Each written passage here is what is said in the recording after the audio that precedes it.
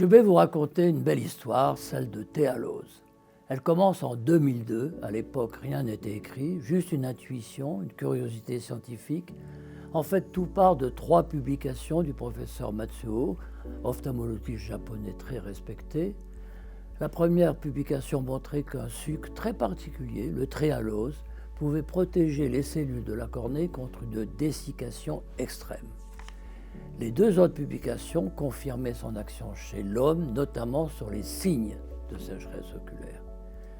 À ce moment-là, je ressens une intuition très forte. Quelque chose me dit que cette molécule a un potentiel que nous n'avons pas encore compris.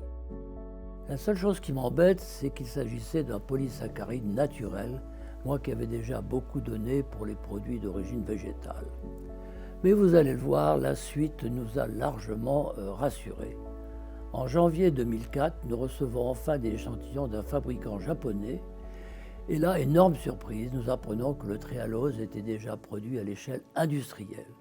On le trouvait dans l'agroalimentaire, même les épinards de chez Picard en contenaient, dans les procédés de conservation d'organes, dans les vaccins et dans certains anti-VEGF. Cette disponibilité changeait tout.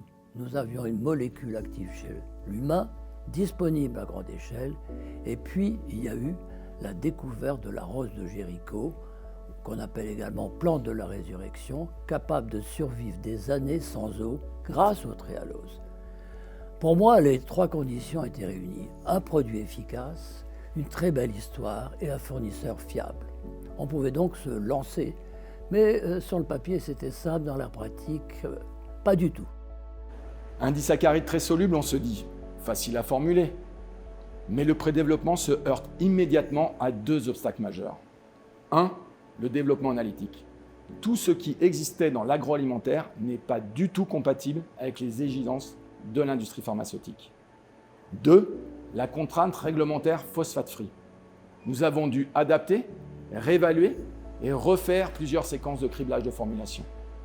Nous testons ainsi plusieurs concentrations, nous ajustons les tampons, nous cherchons la meilleure stabilité et la meilleure tolérance sur le lapin.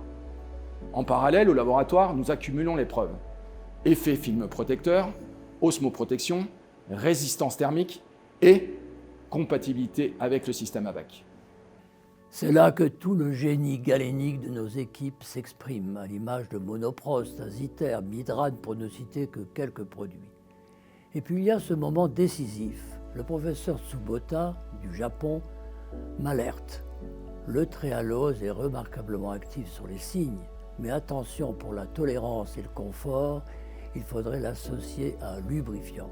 Et bien sûr, nous choisissons l'acide hyaluronique. Alors nous reformulons à nouveau, nous cherchons une solution hypotonique, faiblement visqueuse, compatible avec la BAC, avec une rémanence allongée sur la surface oculaire jusqu'à 6 fois supérieure à l'acide hyaluronique seul. C'est cette synergie qui définit la formule que vous connaissez, qui a été lancée en France en 2016. De plus, nous avons quelque chose que les autres n'ont pas, une preuve scientifique.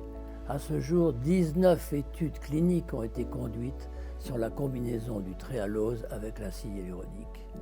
Alors, au fil des temps, les usages s'élargissent. En 2022, la chirurgie de la cataracte, la chirurgie réfractive peuvent s'afficher dans la notice du produit. Et en 2025, une étape symbolique est franchie. Théalose entre pour la première fois dans les recommandations du TIFOS DIUS 3, une reconnaissance mondiale et une fierté pour nos équipes. Depuis janvier 23, Théalose est le produit le plus vendu en France et en Europe, et il connaît aussi une croissance très forte aux États-Unis. Ceci est la preuve d'une confiance immense des ophtalmologistes et des patients. Je crois que succès dit une chose essentielle, lorsqu'on croit à une idée et qu'on travaille avec rigueur et passion, on peut transformer une molécule en un standard mondial. Merci à tous et à toutes, vous compris, d'avoir rendu cette histoire possible.